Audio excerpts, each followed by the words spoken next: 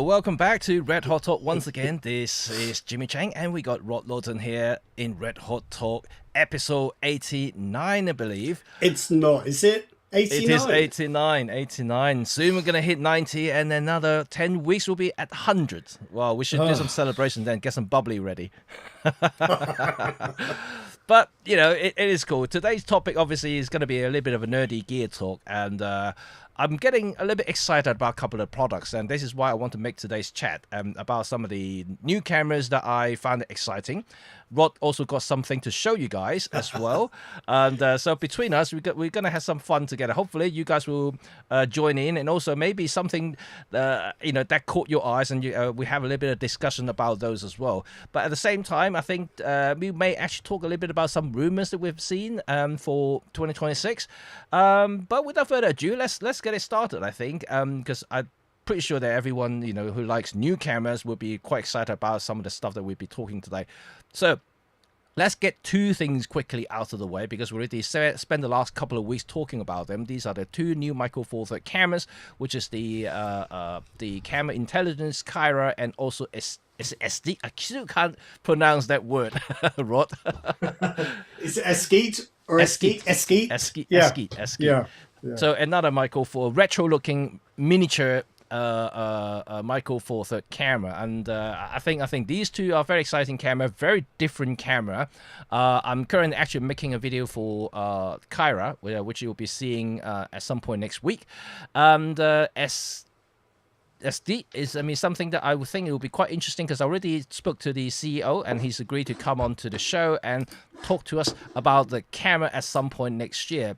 The reason they want to wait a few months is because that they want to show us something rather than just talking about the concept and things. So hopefully, by the time we speak to him, we will see the first prototype, over here, more probably exclusively, and then we'll be able to show you, talk a little bit about the whole camera, the concept, and all the specs and everything like that. Although having said that, you can already see the spec in the website, and so it's not a secret, but obviously it's not something that I would say finalized until you actually see the product and the prototype. Then you can safely say that, okay, these are the proper spec of the camera. So one particular camera that I want to start off with today's discussion is a camera that I personally find it quite interesting. It's from Ricoh, and many of you already heard about Ricoh's brand new GR4, and I'm thinking that it's actually quite a hot selling camera as well. Many places already sold out, and it seems like not only is capturing the attention from existing GR users, but also some of the newer street photographers are taking notes of that and starting to get into the system as well. Rod, have you played around with the GR4, or have you tried it yet? Not the 4, but I went through a bit of a thing earlier in the year for Tech Radar where I was doing it all for the GR3s. Yep. So the GR3, the GR3X, GR3 HDF, GR3X HDF. So it's quite hard work writing 4 reviews of cameras that are almost the same, but hey ho. It's the job. But no, I think it's interesting. I can understand why they've got a bit of a cult following, and I think the improvements in the 4 definitely look as if they're worth having. Myself, I'd still find it hard work being stuck with a single focal length, I think, but for a lot of people, it's what they like. And there's no other camera this small with an APS-C sensor. So for those who hasn't handled a digital GR before, and you will be very surprised how small and slim it is. It's definitely very small, very compact, and pocketable. Many people have talked about pocketable cameras and things like that. GR is definitely one of the slimmest and easy to carry camera around. It'll go in your shirt pocket, simple as that. And you'll feel the weight, but it won't stick out. It's the only you might say proper camera that you can do that with, and that's what sets it apart. Yeah, and the reason I bring up the GR4 is because the one that has caught my eyes and attention isn't actually the GR4. Is a version of GR4.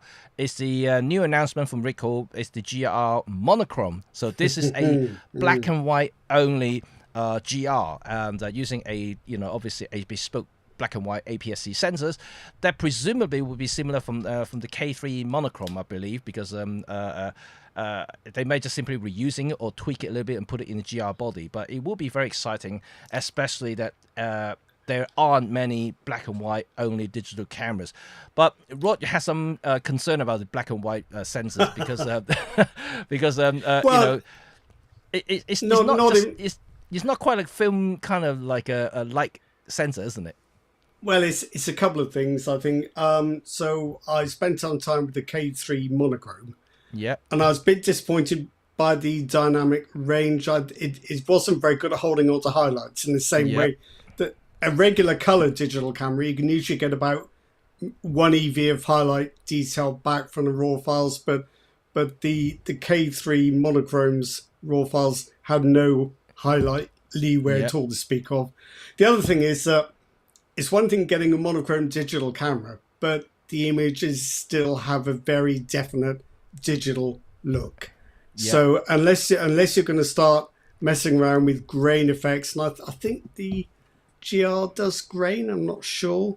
Unless you're going to start including that and perhaps a bit of vignetting and maybe some contrast variations, you're still going to end up with quite a digital looking image. So I don't know, I think straight from camera, black and white, it can work, but I think black and white, you need black and white more than color, depends on your darkroom work afterwards, I think. And that's true with film. Yeah, but from my perspective, I think digital black and white cameras is interesting, and simply because the way it interacts with light, and also you do have to know your way around black and white photography in using the film techniques. For instance, color filters is a must if you want to change certain behavior or certain color spectrum. Filters, so you do need to use filters, and you do need to understand the relationship between a yellow, orange, green, blue, red filters and the effect to the actual final image. It's not something that you think, I can, wouldn't it be just like converting a color image on the digital to black and white, and you can do this and that. You can't do that. Certain contrast can only be adjusted via the filter. So it is actually, to me at least, it's more like a digital film camera. I think, I can't remember whether the GR series takes filters. You might need a separate adapter. But that's the point about a monochrome camera. By the time the light hits the sensor, it's too late. You've got to do any filtering with red, yellow, green filters physically on the lens, because the sensor does not record color. You can't jiggle it later. So that is something else to keep in mind. But I think the monochrome sensor should yield slightly better detail and slightly less noise, because you haven't got the RGB demosaicing process going on. But at the same time, I think you've got to decide how important that is, because I use the monochrome modes on my EP7, where you can adjust the color filtration, you can adjust the grain, you can adjust the contrast.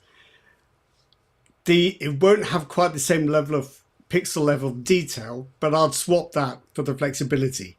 Right. So you've got to decide what you want, I think, and what's most important. Chuck actually got a comment, interestingly, is to actually say that Ricoh actually made adhesive filter for GR3. I'll have to look that up. I'm not sure how that would work. How would that work? You just stick it on? Wouldn't a bit risky? Like it would just come off. bit of sticky tape. I don't know. I'll look it up. That certainly is interesting. I mean, I know that you can get adapters for the GR mount, and you can just basically screw in the filters on it. I know you can do that, but that would essentially making the camera a bit bulkier and a bit bigger than it is. But I think this obviously is still in development. I'm pretty sure they're gonna tweak a little bit. Maybe the front of the lens is going to have some threads, so you can actually screw in some filters on it. I'm looking now, and I think different companies are making filter attachments. Oh right, yeah. Chuck did say from third party. Yeah. So, and that is one way to do it. I think I'm not sure what's going to happen if you put a red filter on. I would imagine the metering would automatically compensate for that, but a red filter will traditionally block around 2 or 3 stops of light. Yeah. So, yeah, you won't have to actually use a physical filter factor like you used to do in film days, but it's still something, something to keep in mind. It's going to be harder to use filters or filter effects with a monochrome camera.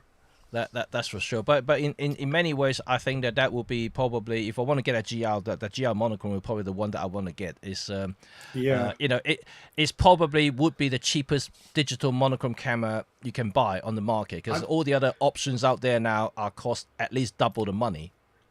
Well, I think as well, if you do go to the trouble of using filters, you're going to get much better results, because if you stick a red filter on, say the Pentax K3 monochrome, all the photo sites are going to respond to it. Whereas if you filter a color image from a color sensor, only 1 pixel in 4 is sensitive to red, so you get a much noisier effect if you try and use these individual color channels. So it's going to be more trouble to use filters, but you get better results. I'll be tempted just to stick a yellow filter on it and leave it at that, because I do a lot of outdoor photography, and you kind of want that effect That's what most people used to do, right? Like on any black and white camera, they just stick a yellow or orange filters in. That's it. yeah. But because it generally doesn't do any harm, and if you're outdoors with the blue sky, it'll just improve the separation in the sky just a little bit. Yeah. It lightens up vegetation a bit in landscapes as well. And if you do a lot of portrait, black and white portrait, people love yellow and orange filters. Just make the skin a little bit more pale, like a bit more white. Yeah. So, but it's interesting. So this is definitely one of the cameras that I personally think will be that will be interesting in getting, and I think that they are currently projecting it's going to be a spring launch in 2026. So it's only a few months away if you think about it. So that means they are probably already in the final stages of development, and even though they only just announced it, I'm pretty sure a working prototype has already been being tested, and I'm pretty sure maybe a couple of the Ricoh's ambassadors already, having a hands on it and really testing it out at the moment as well. So I don't think they'll have trouble selling it. They won't have any trouble selling it, that's for sure.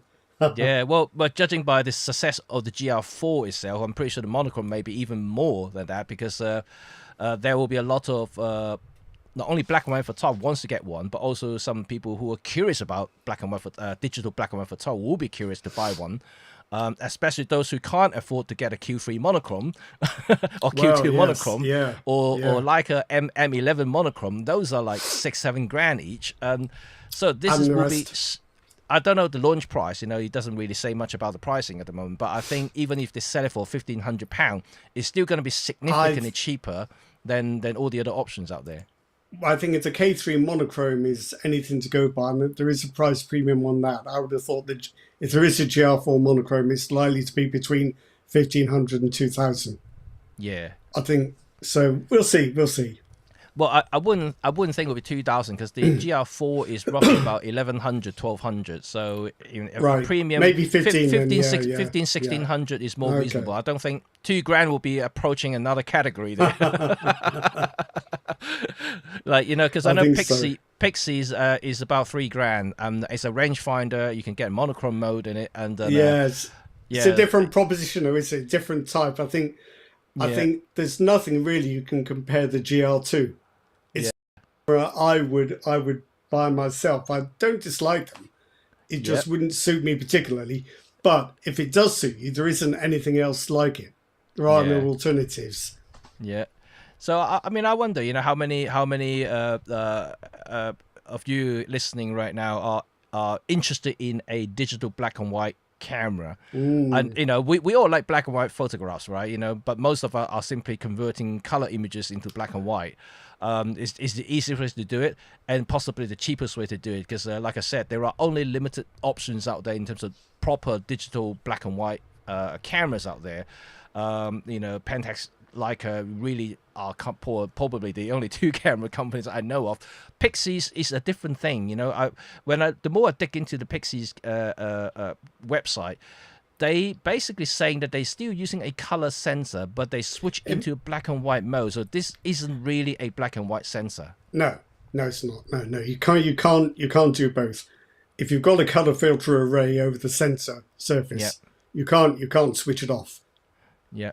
So that means part of the hardware. That means if you want a proper black and white sensor, there really isn't only a few options there. You know, you can count with one hand. So that's about it.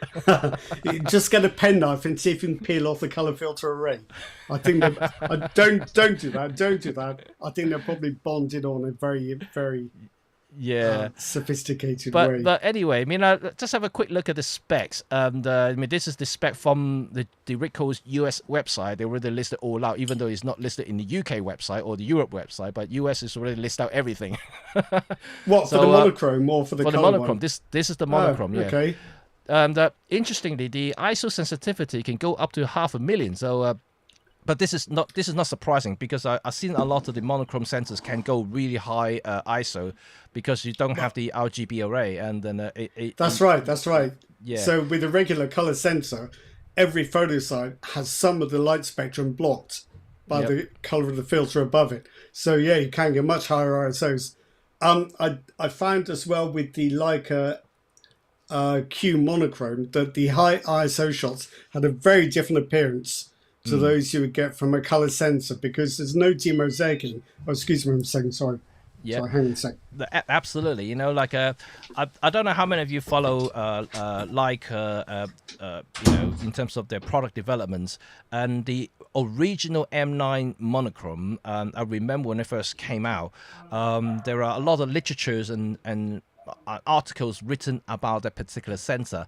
It talks about everything we just talked about, but also about the sharpness has been increased significantly, simply because each pixel, you are only looking at the luminance values instead of the colors arrays, so which means the perceived sharpness is significantly higher, almost double. So that means that even though it may be a 20 megapixel file, it could actually look like a 30 to 35 megapixel files. So that's another aspect of the black and white only digital sensor. I was just saying that Rod, about the for people who may have read some of the original articles and development of the M9, Leica M9 monochrome, it talk about a lot of the differences between the monochrome sensor to the color sensor, and by having the same megapixel count on the sensor, the black and white would perceive a much higher resolution and looks a lot sharper, simply because, you know, each pixel is not just about red, blue, and green. Is actually just about luminance, so it actually looks a lot sharper by default.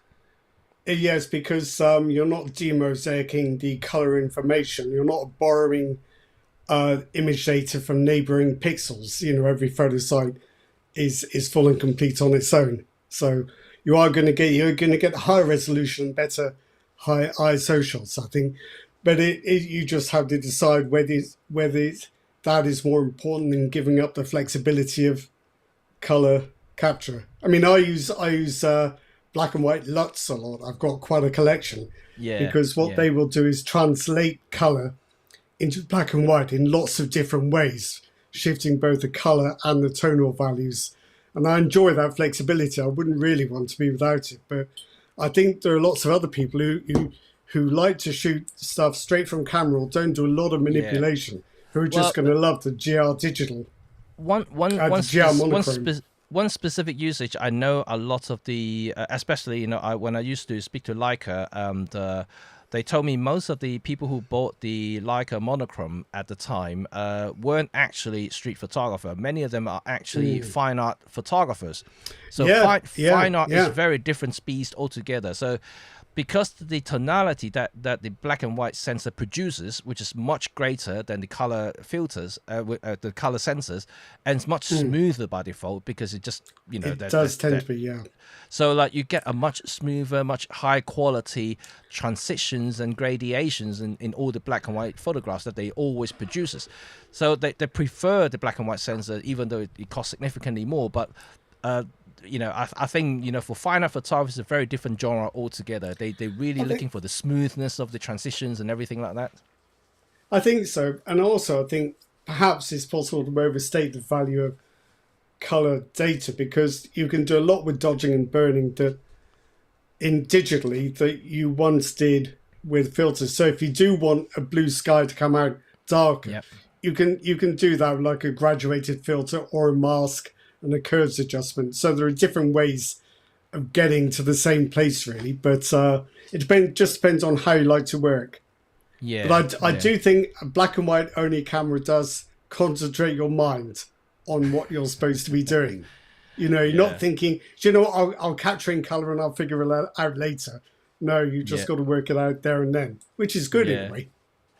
Yeah, I mean, I certainly think, you know, if you are restricted to one type of shooting, it sometimes can be beneficial, you know, so you have to exercise your brain a little harder to get a shot than that you want, especially, you know, in the days of confusions from all the different distractions and colors and framing and all kinds of things, you know, and having something just purely focusing on one type of photography can be quite interesting. I mean, who is Seraphin has got an interesting technical question about half and half black and white and color sensors. Not quite sure that's going to work, but I think maybe the answer lies in a camera that Pentax Ricoh used to make. The GXR. Maybe you could have a black and white module, flip out the color, pop in black and white module. There you go. Wouldn't that be great if they make a proper updated version of GXR? I love that camera. You know, I really love the concept of it. You know, it's a shame to never follow through that. It's a waste of money in the sense that every time you had to buy a sensor for every lens you wanted. But on the other hand, it meant that you had a consistent experience with the camera itself. So it's a kind of expensive solution, but it offered a kind of versatility that you just don't get with a modern camera. So I miss it. And I thought it was just beautifully made. It was, and I was so tempted to get one. I never got around to buy one. I'll see if I can find one on MPB. I doubt it. Well, you know, like, I did see someone selling the entire set for £800 last year, and really? Yeah, someone actually selling the entire set. I was so tempted to get it because it has the Leica module, so the A12 module, which has the Leica mount sensor and a module in it. So that was an interesting one. Comes with the EVF and all the other kit lenses and things, and the 50 macro, and that was really, really cool. So I just tried Googling it, and Google, having now considerable artificial intelligence, has decided I made a mistake and I meant the Ricoh GR. So in Google's mind, or in AI's mind, the GXR doesn't even exist. No, it thinks I've made a mistake and it's just trying to guide me in the right direction. That shows how popular that camera was. It wasn't even registered in the radar. I know they're around on eBay, but you never quite know what you're going to get, do you? No. Because you rely on the seller's description. But there's one here for £184. Just the body. But I don't know. It's thing is, a lot of eBay sellers, they just get product shots from the manufacturer. Yeah. So you're not looking at the thing they've got. They're looking at a representation. But absolutely. I don't know. Let's have a look. No, you're right. It's just the body. Just the body. Yeah. The body usually wouldn't worth anything because you can't use the body. You have to get the module. And then this seller is saying it's a 10 megapixel digital camera. Well, I think you'll find if you're selling the body, there aren't any megapixels. But there you go. All right. Well, something maybe to think about anyway. A 10 megapixel screen in the back, perhaps. I wouldn't have thought would it? No, could be. Yeah. Actually, it's less than that. I think it's only a VGA screen in the back. If I'm correct, yeah. That's the thing. You forget how primitive the screens are on these older cameras. Yeah. But anyway, so look, just the last couple of things about the GR monochrome that we're looking at, and so these are the specs of it. You can see the weight is to be finalized, and that also signaling something. It's going to be different to the current GR4. The body dimensions also slightly different, so I suspect that they probably making room for the filter employment, because you do need something, to make the black and white sensor work, especially being a fixed lens cameras. And if you changeable cameras, it's a different story altogether. I mean, you just use this lens, just screw in the filters or whatever. But a fixed compact camera like this, you do need some sort of solution for them to mount the filters on. Yeah, and it's one of the things I don't particularly like about the GR series is that although it's a very kind of basic, trying to be a retro manual camera, it's still an electrically driven lens. Yeah. So that it's not like a lens that's fixed in place. When you switch it on, the lens has to come out. Yeah. Which makes filters more complicated. Yes. And Chuck just say that the battery life on GR3 is terrible. Well, I agree with you. Chuck. But I would recommend that if you find the GR3 terrible, don't ever try and use what's that Sigma compact? DP. The DP. Don't ever use the Sigma DP. 100 shots on a very good day. If you didn't waste time looking at. You may recognize this at the RX100. I mean, it has this ridiculously tiny little battery that literally lasts 200 shots as well. And if you want to film a video with this battery, and this can obviously do 4K at a time, and you try to shoot 4K with this battery, lasts about 5 minutes. I'm not joking. 5 minutes, it'll be gone. So you might as well forget about it. I bought I remember the reason I bought this camera, and I'll tell you a funny story about this RX100. I bought this camera back in, I don't know now, before I started the channel. And then, actually, no, 2 years in the channel, I want to get something that I could film myself when Tracy wasn't around. And at the time, there were very limited options and things that could focus my, me accurately and continuously. The RX100 seems to be a good solution because the AF wasn't actually bad at all. So I used it. I bought this specifically to make YouTube videos, right? So I thought, okay, I'll get free battery. Would it be enough, right? For every episode? Nope. When I try to record anything in 4K, 5 minutes and it'll be gone. And worse, really, and worse, if you put this camera in bright sunny day, it overheats after 3 minutes too. So it's basically unusable. And this is why this camera is still look like mint condition, because I haven't used it. You never use it. I never used it. It's so horrible. If we're going to complain about batteries, let's all get it off our chest. The old Sony dinky little I can't remember the exact number, but the batteries they used to use in the Sony A7 series up until the 3 when they moved up.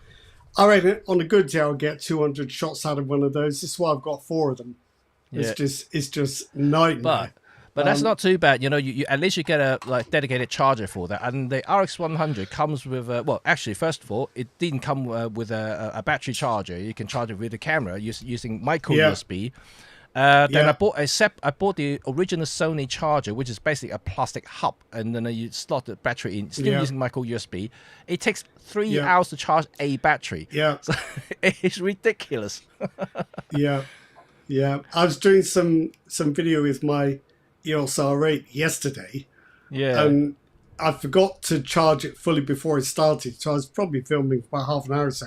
But what I have to do now is have to attach a clamp to my tripod to hold a power bank that I can leave plugged into the camera while I'm filming. So it looks like some kind of steampunk gadget in my kitchen while I'm filming. But batteries are an issue, but I guess we're not going to get over that. It's always going to be like that. Exposures, they sell it to you. Look, this is the mint condition RX106. This is 6, yeah? This is before the 7, before they changed the lens from f2 to 2.8. This has got a shorter focal range. So that's a 24 to 70 equivalent, isn't it? Yeah, 24 to 70, but you got an f2 aperture. Oh, it's 1.8. Yeah. Oh, 1.8. Oh, wow, even faster. 1.8 aperture. Yeah. So you do actually get some nice bokeh from these things, and because of the 1.8 aperture. It looks like you sold it then. Looks like you sold it, so that's one problem solved already this afternoon. One problem solved. And it's funding my new lens. Yeah, but anyway, you know, I think it's interesting about the recall and the monochrome. I mean, I'm pretty sure that some of you may want to get one, you know, when it eventually come out. You know, obviously depending on the price. If it's become really a bit too costly, I'll probably still have to think twice about it. But if it's, I would say 1,500, I can swallow that price and get a dedicated monochrome camera, because I haven't had one before. I only tested the Leica monochrome, and they're too dear for me to buy them. So, like, you know, this will be a solution for me if I really want to get a bit of quirky black and white photography out of it.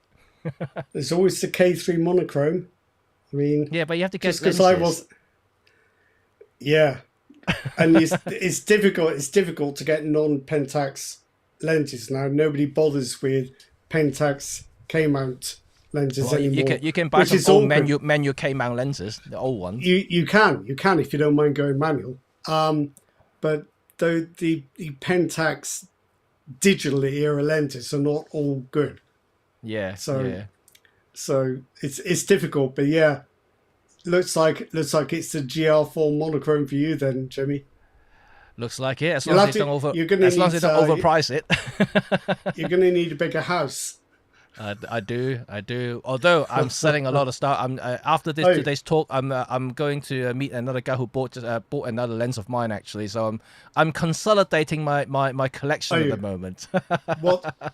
What's on your selling list, if we can ask? I have a lot of the old manual lenses that I reviewed before, you know, mostly a Lauer and Viltrox lenses, and I have a lot of cine lenses from Ceroid and Viltroxes.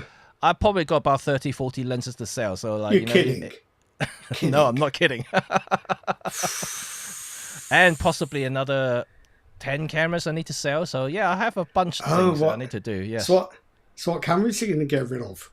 Well, I already sold the G9 Mark II. I'm going to sell the ZFC and the GX6. Are you? Yes. I'm not surprised about the GH6, but I thought you quite liked the Nikon. But I guess I like the Nikon. It's kind of run its course. But I got the ZF, so I don't really need the ZFC. So sorry, ZFC. Sorry. Yeah.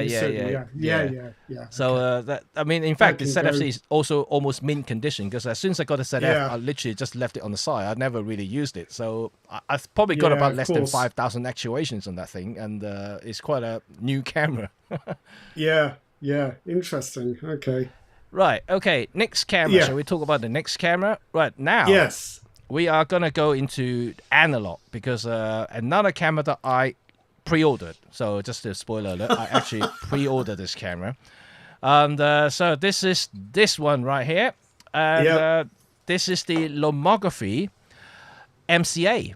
Right. To me, it's an interesting camera. Right.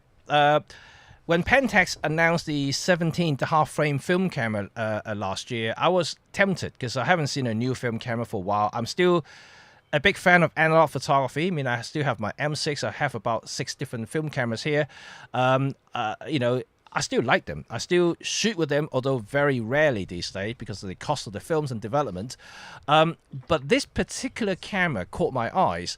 Not only the aesthetic of it, because it actually looks very much like a Leica, or actually more precisely, it looks more like a Zeiss rangefinder camera because of the angular kind of look to it. And I don't know how many of you actually remember Zeiss used to make rangefinder cameras, the Icon series. And so it looks very much like one of those. But the rangefinder window is actually a flash in this particular case. And the viewfinder is actually right above the lens itself. But that aside is quite good looking camera, to be honest. But in fact, for those who use lomography cameras or know about the cameras in the past, they know that they are basically overpriced plastic cameras, right? Most of them are in the last 20 years. If you go to the online store, you look at a lot of the Dianas, the 110 cameras, and the LCA, the really popular point and shoot cameras. They're all plastic cameras, and LCA, they're selling at a premium. They're over £300 new for a plastic camera, and I think you're just way overpriced, because you can get one secondhand for 50 quid. They're 120, aren't they? 120 film, the LCA. No, the LCA, they have the LCA-Y, which is the 120, and they have the LCA, which is 35mm film, has a with a 35mm lens. But essentially, it's a plastic camera. It doesn't worth that money, yeah. But anyway, so this camera, on the other hand, is a premium camera. It's a full metal body camera. Well, this is the first for them. You know, they always just do plastic stuff. This is the first metal kind of full metal camera. They're only selling for 450 quid. So I know say only, but it's still quite expensive. but compared to their plastic counterparts, I think it's a bargain. Not only that, if I scroll down a little bit, you can actually see what I'm talking about here. So if you see, I can just get some images up so you can see the different images here. So this is the top plate, right? So you can see it's quite a decent thing here. You see that you've got the shutter speed dial there, compensation dial there. It got autofocus. Yes, it got proper autofocus. Not like the LCA and things like that. It got proper autofocus. Can you peel off that slogan on the top? Because that would irritate me. I'll just black tape it. Okay. And also to the left, you see that little, I don't know if you can see my cursor. It's basically that be there. That is actually a digital window. Right, I'm going there. There we go. Look at that. Even Pentax 17 doesn't have that, and it's how many of us like a digital screen on top? Like I love a digital screen on top, isn't it? It shows you, all the information you need to know, and the battery level, what AF, what sort of focusing mode you're on, AF or MF, how many film you run through so far, the flash, whatever, everything. So brilliant. And for 450 quid, you got that, like it is actually, I think it's different and definitely value for money if you ask me. And also the metal chassis that I already told you about. Let me just kick some other pictures then. So that's another picture of it. So when it comes to menu focusing mode, because this is not really technically a rangefinder, so you do have to use the little kind of slider thing on the left side. You can see the little color section there. The green, yellow, and red section is basically zone focus. So the lens will stop down, and you just correspond to the zone or the distance that you want to get. It's cool. Yeah, so it makes the easier, for people who are not familiar with rangefinder or menu focusing. So it just gives you an easy start, basically. If you want to go menu, you go to full menu. And of course, you can just utilize the AF. I mean, of course, I don't know how accurate it is for AF, but there are a couple of videos online already. People already got their first hand on the prototypes, and it seems, at least from the sample images that they took, is pretty decent, the autofocus. And one thing that I also want to mention is the lens, right? The lens is a very respectable lomography lens, and people may not know the Minitar series. The Minitar series is a very, very sharp 35mm lens, and I have tested the lens on my Leica because they used to sell just the lens. So it's an M-mount lens, so I actually tested it on my Leica. It's really, really sharp. It's got a little bit of vignetting to it, but lomography always call them the Lomo character, right? The vignette. And but the sharpness coming out from this lens is really good. So it is a very decent lens. So it's got that lens on this camera. They call it a Series 2, so they may have modified the lens a little bit because the sample images I saw, if I click on some of these, hopefully it will show through. So let's see if I can get some shots of it. So these are some of the test shots. You can see the details from the hairs and everything like that. It is a very, very sharp lens, way above its weight compared to all the other lomography lenses around. And so I think overall as a package, and it for £450 is definitely better than the Pentax 17 if you're into film photography, for instance, and you're not looking at not dealing with half frames. This is actually full frame 35mm, and it's got a proper winder. Not the traditional lomography, kind of like one of those disposable winder. You kind of keep turning the wheel at the back. It's a proper winder at the back. So I can show you another image of that at the back. And let me just see. Did they have a back? They don't have the image for that. Let me see. No. Oh, no, nothing there. Is it a back? It's not loading. I don't know why. What happened there? Anyway, you can see the winder here, at the bottom there. I think you can see that. And But to wind the film, you have to go to the bottom of the camera, which is a bit like the old Leica Vid. I don't know if you know that. Yeah. And so it's very similar to that. So I personally think this is a great product, and for the price, for once, Lomography is not overcharging people. And I certainly think that it's decent. It's decent for for what it is. I think also that that film photography is getting a little bit easier to do now. It's not getting cheaper, that's for sure. But I think a lot of photo labs have figured, well, there's still a demand, so we'll still keep doing D&P for it. Yeah. And in fact, I think there's probably a bit more support from labs than there has been in the past. Do you know how long you're going to have to wait to get your camera? Well, because I know Lomography. So they think I'm in the first batch of delivery. So it's a Kickstarter, is it? No, it's not. But they also always do it in batches for this one. Okay. And then so the first batch I think is sold out already. I should get mine around about Christmas time. So there's still a couple of months wait. Have you reminded them who you are? So yeah. you go straight to the top of the list. Well, I used to do a lot of stuff with Lomography, and it just I haven't been because a lot of the products are just not quite to my taste, to be Good quite enough. honest. Well, they're expensive. They're expensive. Yeah, they're expensive. Like I said earlier, a lot of their stuff are quite overpriced, and I just don't think they're worth what they are. No, and it's hard for me to really review them if the price itself is already kind of blocking it, and then it's just not something I would say. Yeah. And you're probably reviewing it for quite a small audience in those circumstances.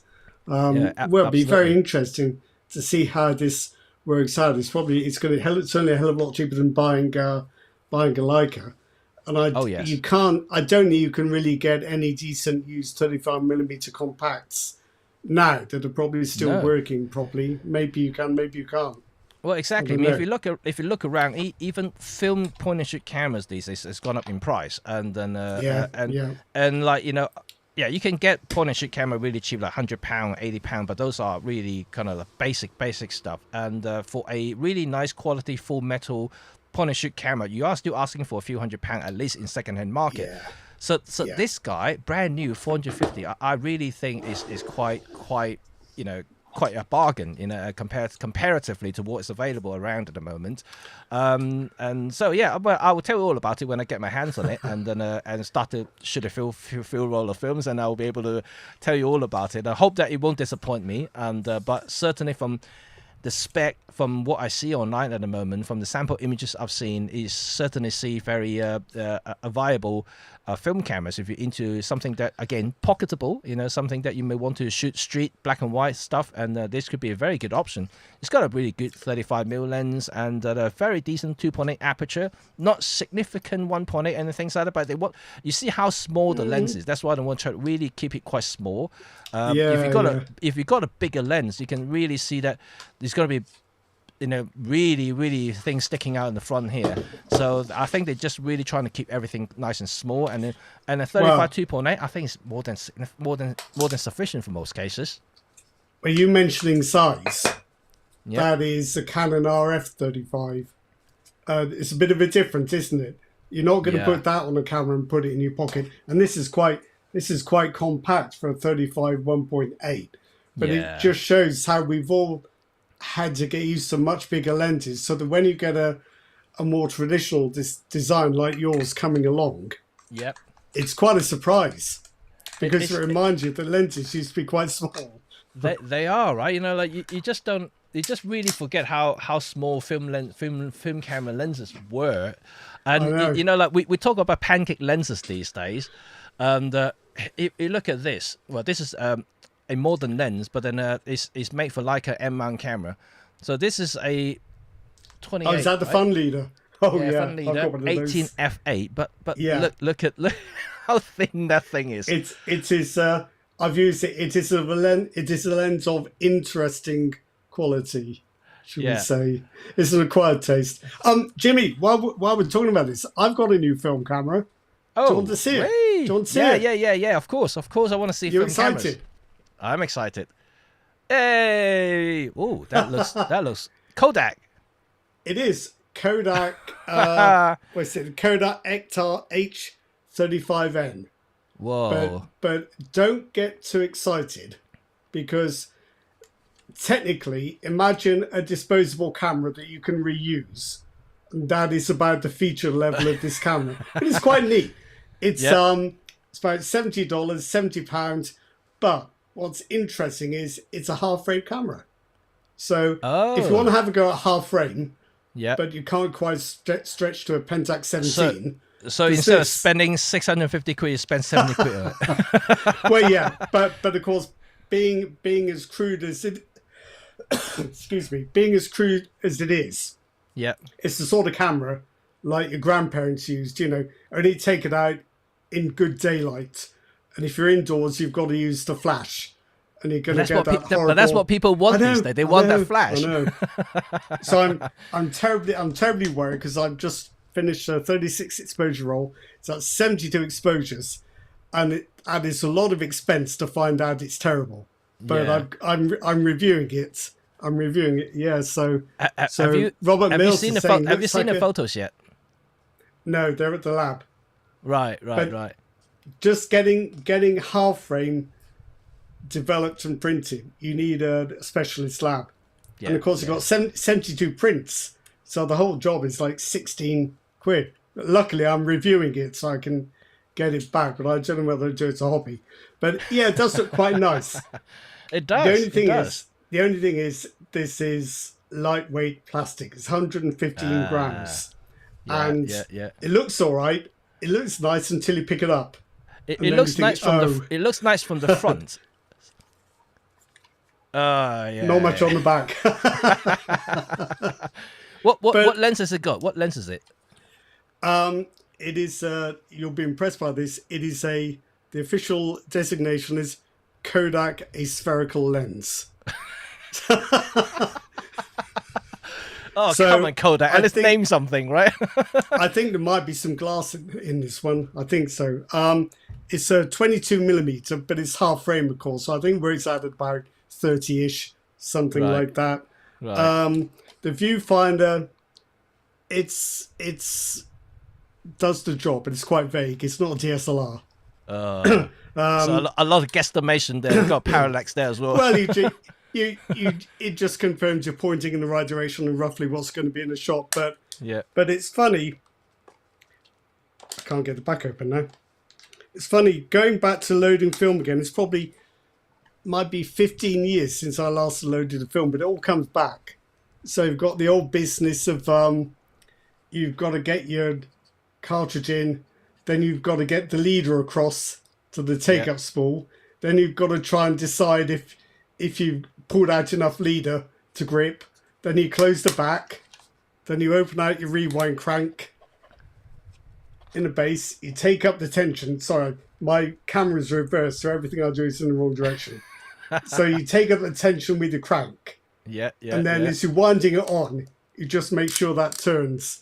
So that click noise. all the old film tricks you have to use there, but it's quite nice, but basic.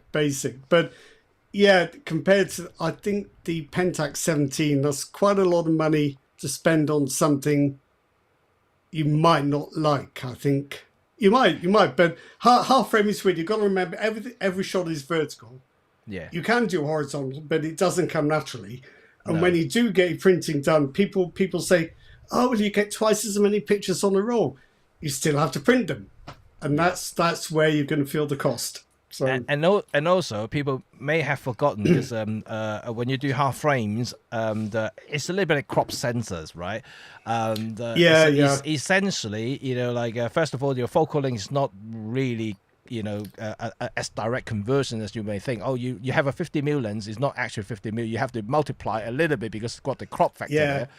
And also, depending the quality of your lens, you might find your images not as sharp because it's a little bit like cropped cameras that we have these days. It's basically like a cheap lens, and you're blowing it up twice as much as you were before because it's half frame. Yeah. So I could foresee your half frame camera's got some pretty lovely soft images there. I would think.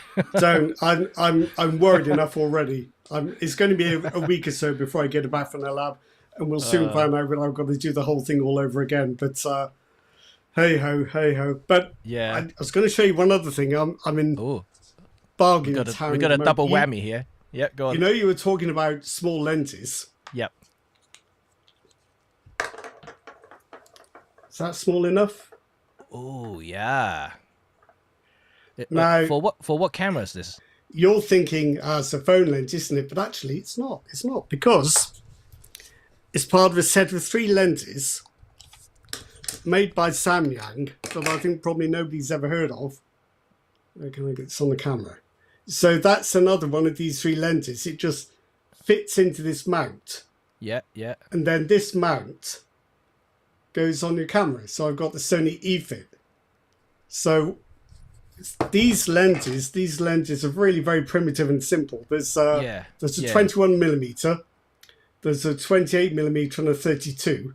Not much of a gap between the 28 and 32, so I don't know what that was all about. But of course, there's no focusing mechanism, no aperture mechanism, no nothing in these, except there is a bunch of electrical contacts on the back, and all the aperture and AF work is done with this mount. So you've got 3 lenses. So the mount has the aperture in it. The mount takes care of the aperture and the autofocus. Right. And it's not especially quick. It's not slick, but it works. So it's like a little set of 3 lenses that go into this. I don't know whether you call it an adapter. I think you call it the base unit.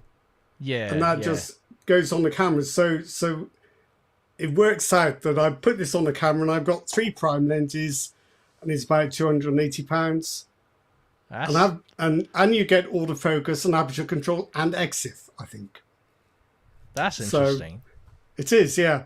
Have you tested out how's the image quality looks like? I've tried them briefly. The 28 and the 32 are surprisingly good. The 21 softens up a little bit towards the edges, but I think with a thing like this, you let a certain amount go anyway, don't you? Because it's all part of the experience and the aesthetic, you might say. But I've been quite impressed. I've used that fun leader you've got there. Yeah. And the 21mm in this kit is, to be honest, in a different league. I mean, that fun leader gives a very particular look, but you wouldn't use it for any critical work, would you? No. It's for some artistic artwork. It is. It's for a particular kind of retro vibe. Yeah, I think. Yeah. I've used it for landscapes with some heavy black and white editing and toning, but you wouldn't use it for anything serious. No. You can't get away from that look. You can't correct the look it gives you. No, and it's a fixed aperture f8 lens as well, right? So like it's not much room there for you to really adjust or anything like that, apart from just focusing really. So nothing else. And even I'm not convinced about the focusing. I mean, they've got markings for different focus zones, but who knows? No, I had to use peaking to see these things. that can't have been very helpful at f8 either. No. Focus peaking at f8 is not terribly accurate. So yeah, I mean, I've been bargain alley this week, and I have got one more bargain to show you actually, if you want to see it. Oh, go we were talking about point and shoot. Yes. Now the Kodak. Oh, that's a little handsome thing. Well, it's handsome on the outside. Don't probe too look much at the into inside. what's on the inside. So it's there. That's better. It's reflecting off the lens there. So it's £80, £90, something like that, $80 or $90. So it's like just a little slimline point and shoot. The lens doesn't extend, so it stays this size. So it does look quite smart. Unfortunately, the sensor is like something out of a 10-year-old phone. So it's a 13 megapixel 1/1.3 inch. So it's a smaller of the different smartphone sensor sizes. So it's basically an old phone sensor. Yeah. So so the quality is going to be limited. Has a zoom, but it's a digital zoom. Oh no! Taking an old sensor and making it even worse. I hate digital zoom. As many of you know that I've been cussing Apple's advertising. But I don't actually. It's cheap, but who's going to buy it? Who would use this instead of their phone? Well, I think the thing is, first of all, it's cheap, like you said, £70, and remember we talked about this, right? I think a month or two ago, we talked about the latest sales figure shows that Kodak has come back. Like they're in the top 10 in terms of sales. It's cheap. it's a no-brain purchase, isn't it? Yeah, it's almost like an impulse purchase when you see, oh, that's a decent looking little thing. I can get it for my kids. It's just 70 quid. Well, that's all I can think of. That maybe your kid's going away to camp, and they want to take a camera, and there's no way you're going to let them take their iPhone. No, just get them something like that. But at the same time, I can tell you a thing or two. Like the amount of young people, when I say young, they are like late teens or early 20s, and because I'm old, how many of them I saw in London, in central London, are carrying something like this. I see them use these sort of digital point and shoot, cheap digital point and shoot, and take shots everywhere now. It's a trend. It's something that they think is cool, even though you may get mediocre image quality, but they think that, oh, that's the look that you get from it. if you're only going to look at the pictures on your phone or on a tablet or on Instagram or whatever, you probably won't notice the quality. Hopefully you won't. And it's a nice looking little thing, and it's cheap. Yeah. So it is, yes. I don't know what else you can say, really. It's the memory card is micro SD, and it goes straight into a slot on the bottom of the camera. There's no door. There's no cover. No, just goes in the slot. I don't suppose it's IP53 weather sealed, Jimmy, if that's what you're wondering. Great. Walk in the rain, it'll be dead. Well, buy another. Yeah. Oh God. Oh Lord. Well, but anyway, it is cheap, and you can see why people are buying them, and as a serious photographer, you would say, oh, that is just rubbish. But to be honest, these are consumer cameras. I think they are aiming at different crowds. I think as well, if you are trying to cultivate a persona online, in YouTube or TikTok or Instagram or whatever, everyone's shooting with a phone. Yeah. This is different. People are going to say, what is that? And if you say, well, it's 80 quid, they're going to be even more impressed, because cheap is the new cool, isn't it? Well, it is what it is. And I'm pretty sure, the fashion is here. And, this sort of camera is going to continue to sell, and as you and I know, that the point and shoot camera is definitely coming back in a massive way at the moment, and as much as a lot of more serious photographers would go for or look for something slightly more serious, but they come as a price, very expensive. Even in secondhand market, you look at the RX100. I saw literally yesterday, an advert for the RX100 Mark 1, the very first one, still selling for 350 quid. My God, that's extortionate for that camera. It is. It's hard to explain. I think it's one of those cameras that it's achieved a bit of a cult following, I think. And you can't easily figure out why this does happen, but I think most compact cameras now do have inflated used prices. Right. They're just fashionable, aren't they? Oh, they are. Oh my God! I just saw this comment here. I gave my Nikon F3 with some manual lenses to my nephew, who's in his early 20s. I still recognize which lenses he has from the. Do you know how much the F3 now worth? Get it back. You should get it back if you can. Get it back. And I don't know what lenses you have too. If you've got some decent... Stop watching this. Get on the phone. Get it back. Yeah, it's a still round. It's a still round.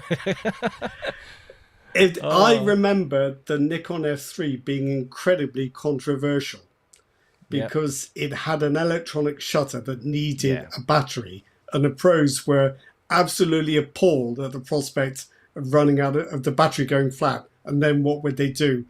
If only they knew what was coming. The battery in the Nikon F3, how long would that go for? Months, years?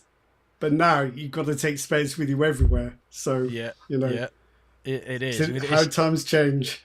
It's definitely, but to be quite frank, most of the batteries in old film SLRs last for years, depending on how many rolls you shoot. But in most cases, it will last you for at least a couple of years before you have to replace one.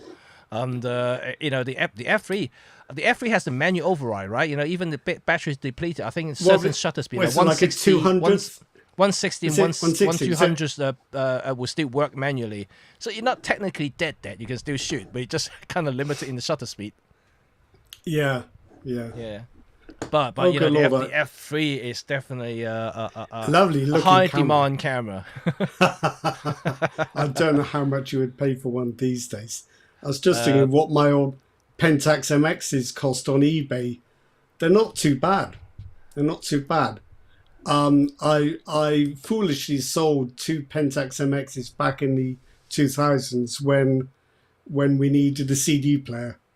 So that was a bad exchange, wasn't it? That was a bad exchange. Yeah, but your MX, if you still have one, we'll probably buy about 20 of those CD players now. I know. The only thing I worry about with these older cameras is the cloth shutters tend to slow down and get a bit sticky. But I don't know. They can be fixed. Yeah, of course. Yeah. And the MX is very good, beautiful camera. The viewfinders are just unbelievable. If you pick up an MX or an original 01, and you look in the viewfinder, they're colossal. Yes. Yet the cameras are so small. Right. Now, sidetracking a little bit, now we talk about viewfinders, and I totally agree.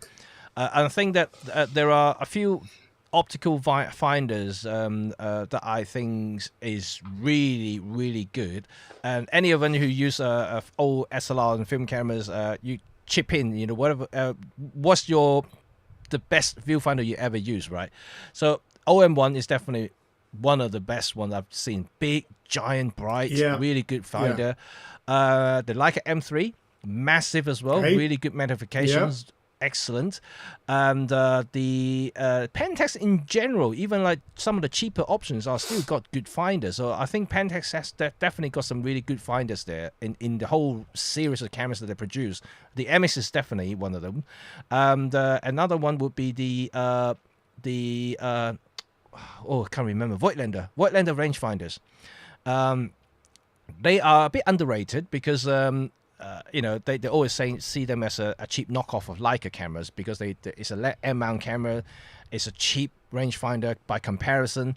But although these days they are quite a bit of demand there, so that the price has gone up quite a lot. They were pretty well made as well by Cosina, weren't they? They are solid, but the viewfinder is big and massive, so almost like the M3. So because the Leica viewfinder has shrunk in size and magnification over the years. So it's gone from 0.95 to 0.8 to 0.7 0.6. It's getting smaller and smaller. So if you don't got good eyesight, it's quite hard to see. Have they always stopped at 28mm too? Because that's an issue I had with the M10 and M11. That if you want to use anything wider than 28, which isn't that wide, to be fair. But you need an add-on viewfinder.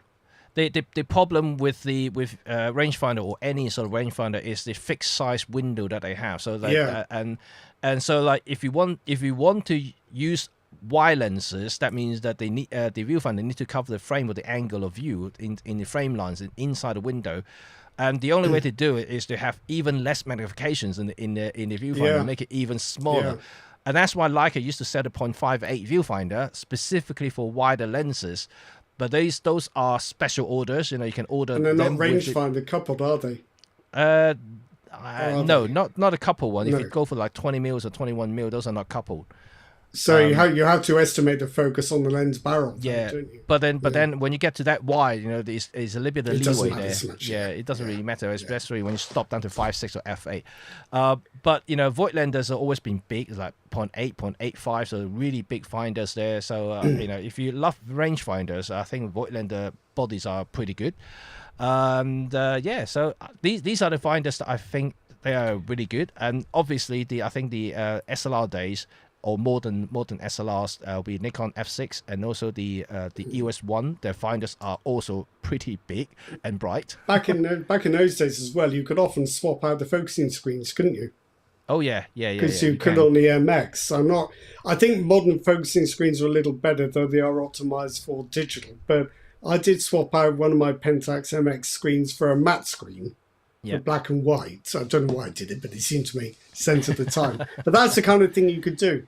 Yeah. I would imagine those Voigtlander Besser style cameras are probably fetch decent prices used, I would think now, and you can still get quite a wide selection of Leica M mount lenses. Oh yeah, without paying a fortune.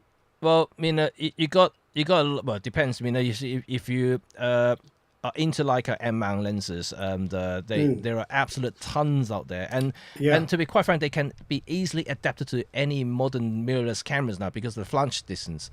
So it's very easy to adapt.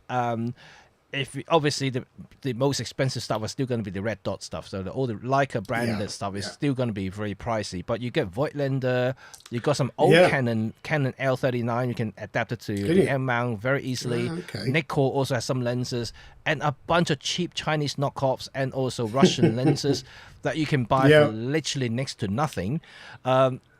There are absolutely ton of choices there, and the thing is, because these lenses are very simple in terms of construction, unlike modern lenses, they can be easily repaired and easily take apart and just even surface yourself. If you're really into that sort of thing, you can buy some cheap kind of Russian lenses and play around with it, just taking it all apart and just put it back together. It's fun, and then also it's a very cheap way to get rangefinder stuff going. I think you're going to get more aberrations because they were designed back in the days when people shot film, which is less demanding. But at the same time, the simpler construction means that they're often surprisingly contrasty. Yeah. So I found this with a couple of old M mount lenses designed originally for film. They're quite simple, but the images have real pop. They're really strong. Yeah. Absolutely. But talking a few funnies then, Jimmy, where do you stand on the Leica M EV1? Oh, I know that's quite divided, right? So for people who don't know, Leica's made an M with an electronic viewfinder, not a rangefinder. So traditional M is like this, which has got a optical finder, which is on the side of the this one here. And then, so they have been sticking with this kind of setup for, I don't know, 60, 70 years. It's very long time. At least. They haven't changed. Even the shape is the same. If this camera is 10 years old now, if you take it out now, people still think it's new because even the latest M11 looks exactly the same. So that it doesn't change at all. The new one is basically replacing the window with an EVF, so you don't even have this anymore. It's just basically blanked out with the metal in the front of it, and all you have is a very big electronic viewfinder at the back. A bit like the XE, right? The XE series from Fujifilm. So in terms of styling wise, it's got a metal running all across it in the front, and you have the EVF at the back. I personally think it's a good move. I know I already saw so many hate comments on the Leica forum already because people who buy the M who wants the optical finder, when they buy the M, they say this is the Leica tradition, this is the Leica signature. You can't call it a rangefinder without actual rangefinder window. That's what they talk about. But having shot with Leica for quite a number of years, I would personally say that it's a good move. For those who actually shoot with the Leica M, will find it a godsend. Well, it's difficult separating myth from reality, isn't it, with the Leica M? Because I don't think anyone could deny, even the biggest Leica M fan, that focusing with Leicas is a skill, and it's not quick. You can get approximately correct focus very quickly, but precise focus, well, that's harder. That's harder. You have to take your time, and quite often you don't have time. And also but the most tricky thing is people may not realize is also down to the calibration of the actual lens and the rangefinder couple in the camera. Any misalignment, even by a fraction of millimeters, will completely throw out the focusing. It's a strange thing. To Leica's credit, they never sent me anything that isn't properly aligned. And back in the old days, when Leica was a bit shambolic with his PR in the UK, I would get a Leica body and a lens in bubble wrap in a jiffy bag.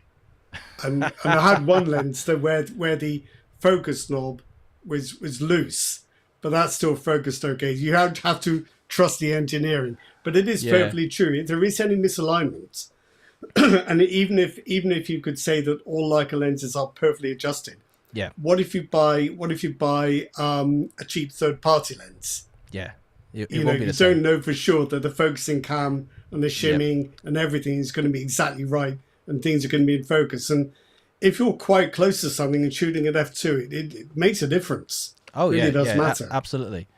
I have sent this camera twice back to Leica to get it realigned. Yes, because it's strange as well. The more you use, things seem to move around inside, and over time, and you will find that every 5 years you have to send it back to service for do a realignment and everything. Even the window patch inside the rangefinder has gone a little bit off as well. So when you're focusing, something just misaligned a little bit. So it's not the easiest camera to use, certainly not an easy camera to maintain. It will cost you to maintain as well, because imagine sending it back to Leica, they're going to charge you an arm and leg just to service it. I guess they're tough cameras with delicate mechanisms. Yeah, and people say, you always see this movie, like you're seeing this war journalist using a Leica in the war zone, right? Having them banging around, trust me, if they do that, none of the photos will be in focus. But send it back for being serviced, But I have to say that, majority of the war journalists did use Leicas. They rarely shoot at 1.4 wide open, things like that. Most of them will be like F8, F16, to be honest, at the time. Yeah. And zone focus. And because they need the speed, they have no time to focus. They just zone focus everything, and then just trying to get everything together. But it's the EV1 is an interesting proposition, because I have also spoken to a couple of Leica retail managers. Because I wear glasses, you can see that. So like when I first got my Leica years and years ago, I had to buy one of those diopters that screw onto the viewfinder at the back, and or magnifier, and they told me how many people actually have to buy them to use the Leica M properly, because they can't see the window. It's too small and it's quite hard to focus. So the EV1 will definitely resolve the practical issue of that. If you are genuinely trying to take photograph with the Leica M, that is why that nowadays most people who buy the M10, M11 buy an external EVF, because they want to focus properly. And if you're using EVF already, external EVF, why don't you just get the EV1, right? It's a built-in unit. You don't have to expose a unit out there. You got better weather sealing, for instance. Overall, it's a better package if you shoot with EVF a lot. And I can tell you right now, majority of Leica user I've seen these days use an EVF. Rarely anyone using the rangefinder windows anymore. It is what it is. And because I think a lot of people who buy Leica cameras also buy very fast lenses as well, like the Noctilux, the Sumiluxes, which is 1.4, 0.95 aperture and shoot wide open. What you just said, right? It's really hard to nail the focus with the rangefinder patch. It is, and it's no good for Leica M fans to say, "Well, you're just not good enough," because that's what they will tend to say. It is not easy for somebody who's an expert. It will always be easier to use autofocus or something with an EVF. It's just the level of difficulty with the rangefinder is higher. Some people feel it enables them to work with the camera in a way that no other camera allows, which is possible. But I think you're talking about a small bunch of people with a particular turn of mind, a particular hand-eye coordination. It's not common. And just because you don't have that doesn't mean you can't use a camera. So there's a bit of snobbishness about the rangefinder, I think. It is. I mean, like, you know, like, look, I used to use the shoot this professionally. This particular Leica M here, you know, I shot without the EVF for many years, and until my eyesight started to go bad, and I decided to get an EVF, and then because I can't see it properly, and it's a known thing. So like, I'm not the first one. I'm certainly like I told you already. I've seen so many Leica photographers using EVF on the M, and if Leica sees how many people buying EVF, and they would know that there's a demand there. So why don't we just make an EVF built into the camera and let people buy them? I think it's fine. I think they're always going to get a lot of heat from people who think it's the wrong thing to do. And I can understand that attitude, but I think that anyone who can afford to buy into the Leica system is probably, let's say, of middle years or older, because younger people aren't going to have that kind of money, and people of that age are going to need a little bit of help with the eyesight. And I think my bottom line would be, look, if you can afford an M11 and like a little collection of Summilux or Summicron lenses, you can afford a second body. Have both. Have an M11 and have the M EVF. You know what? They're going to take the EV1 to shoot, but when they meet the Leica friends, they bring out the normal Leica with the rangefinder, so they can say that, I take those photos with the. I think if you're that into Leica, have both. I'm pretty sure they do. Then we'll see which one you take out to do some photography. So I think it's sad in a way, but I think it's a practical move, and it's still got all the other Leica advantages. They are beautifully made. The lenses are really nice, and the whole Leica experience is unlike anything else. A lot of people think it's not worth paying to have that experience, but a lot of other people won't agree. It's why people buy Ferraris instead of Fords. It's why people go on a luxury cruise rather than hiring a canoe. It's people like nice things, and some people have the money to pay for nice things, and you can't blame them for wanting them. Chuck had a very cool comment. Everyone can afford a Leica if you don't worry about your credit score. Well, I think a lot of people would buy a Leica for the experience of ownership. They're not going to treat it like they would treat a regular camera. Because like I was saying about the OM5 a session or two ago, it's £1,000 or 1,200 or 1,400 with the lens. That's a lot of money, but if you drop it off the side of a ship or if it goes under a truck, it's bad, but it's not as bad as if it had been a Leica, which is probably 10 grand gone down to the bottom of the ocean. That's painful. Easily, yes. You know, I have to say, you know, not trying to be snobbish or anything like that. I mean, I did use Leica for work, and this very camera is actually my work camera. You can probably see a lot of brassings on it, so like everywhere scratched up and everything. So I didn't baby these things at all. But I've seen so many young or new Leica M users. They often carry the M on their neck, but they use another camera to shoot. I often see that very well. And a lot of the time, they actually use a phone to photograph instead of the Leica. They just carry them. Well, the thing about having a camera on your neck is it bouncing against your zippers or your buttons or whatever. You're going to get brassing where you don't want. You want brassing on the corners of the base plate on the top plate, don't you? You don't scratches. Brassing is good. Scratches, bad. Oh, yes. Brassing is very good. I love my brassing. Yeah. Okay, right. You ought to be able to buy them pre-brassed. You can. Pay a little bit extra. Not a little bit. And did you not know? Do you remember there's a Leica edition that it's basically pre-brass everything for you? Yeah. And it's coming back I think to me. the body itself cost about 12 grand. And do you know that the next logical step is to ship them with at least 50,000 shutter actuations so that they've been properly used. But you haven't had to do it. Yeah. You can show people I've done 50,000 shots already. Yeah. Oh, that's funny.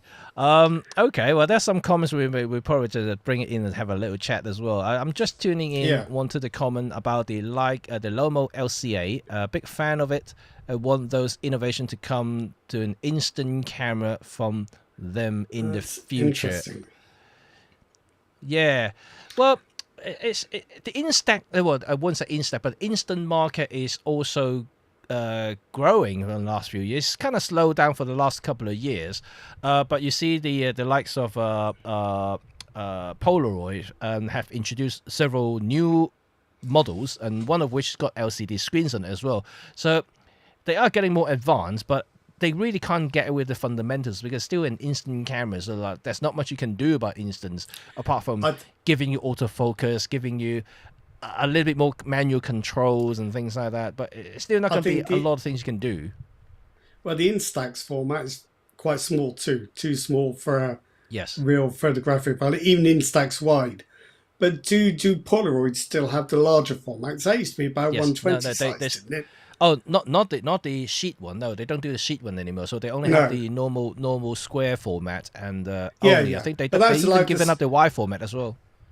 Wasn't that like the size of 120 film roughly?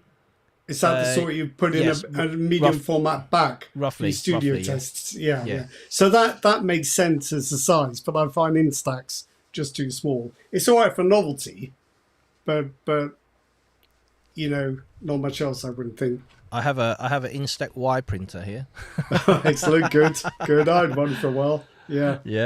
And but I do use it. I mean, I every year I take my kids' school photos with it and then just stick it on the fridge. So it's quite a thing. That's where Instax is so good. You go to a party and you give somebody a little Instax print, and that's unique. There isn't another one. It's a physical memento, and it's not like an image you can share on WhatsApp. Yeah. Or whatever. It's a unique physical thing, and that appeals to me. Yep. But just to back onto this particular comment here, yes, I mean I do think that the it's not the LCA, it's the MCA. So this is a new camera. So the MCA is actually quite a camera. I mean to be honest, and but like I said, I will hold my thoughts at the moment until I actually get a camera and test it all out. It may not function as well as I hope for, but at least I order one. Hopefully, I'll be the one who make the mistake, so you don't have to.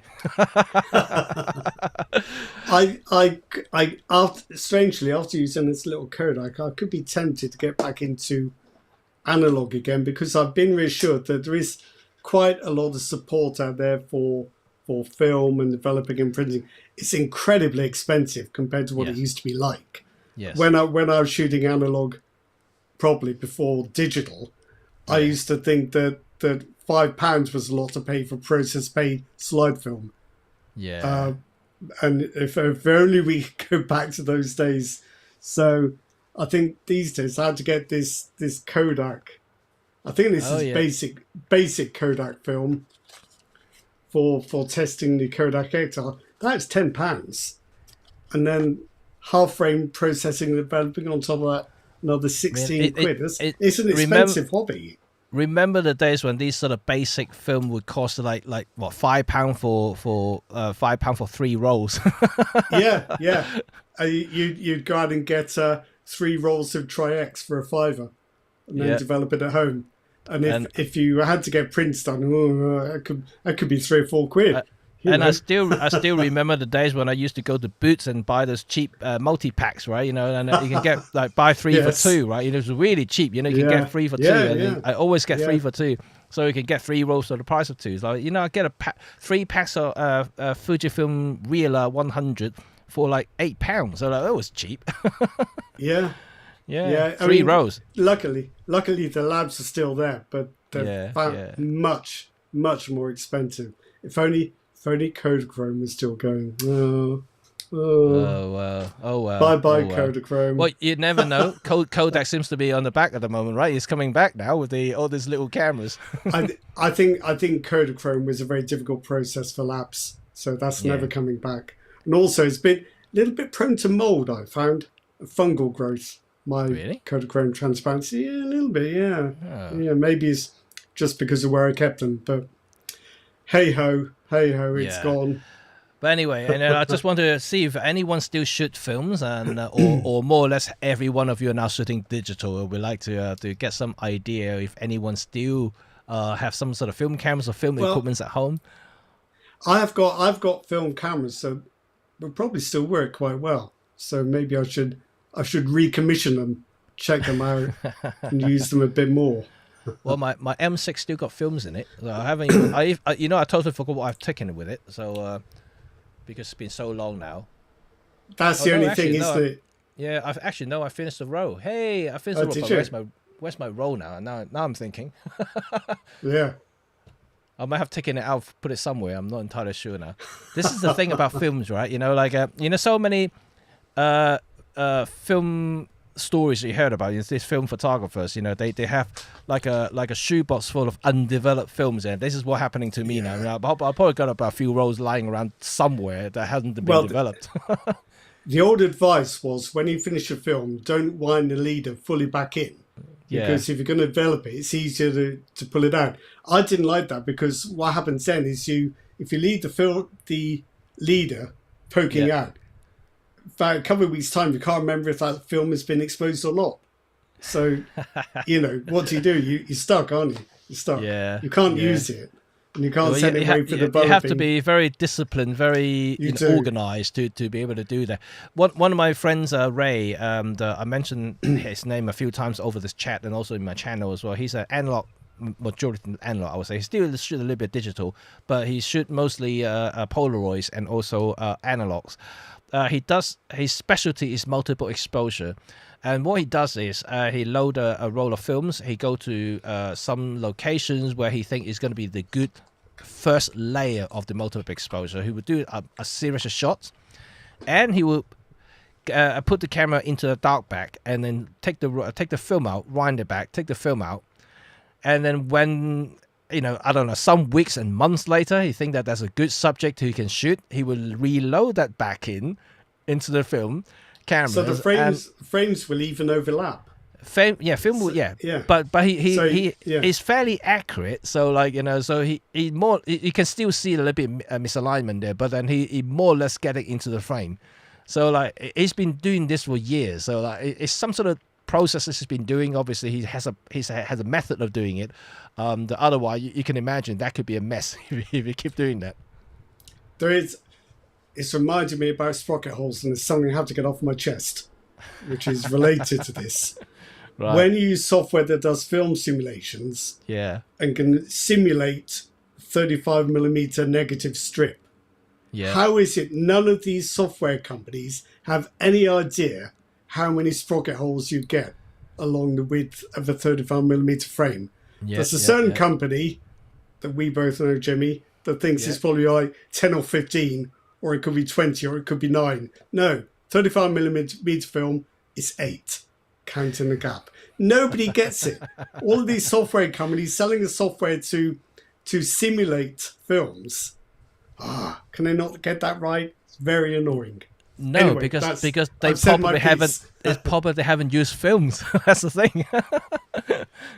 It's very frustrating because you can't use them, because you know perfectly well there's somebody who's going to look at the pictures. Yeah, and they're going to say, "Well, that's the simulation, isn't it?" Obviously, because you got the wrong number of sprocket holes.